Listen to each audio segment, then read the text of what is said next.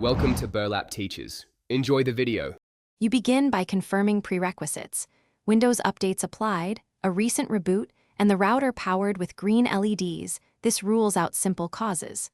Next, open Settings right arrow Network and Internet and run the Network Troubleshooter. It automates checks and fixes common issues. While it runs, inspect the Wi-Fi toggle and airplane mode because hardware switches override software settings. Once done, note any error codes the troubleshooter shows. They guide the next targeted steps and save time.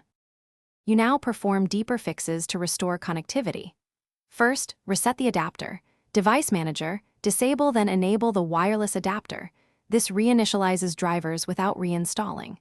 If that fails, open an admin command prompt and run ipconfig/release, then ipconfig/renew to get a fresh IP. This fixes DHCP conflicts.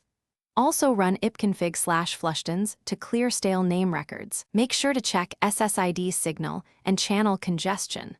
Low signal or interference might require moving closer or rebooting the router. Finish with driver and isolation steps.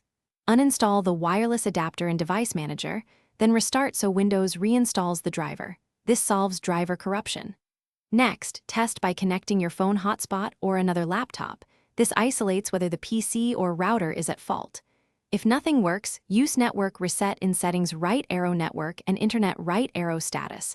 It restores default network components.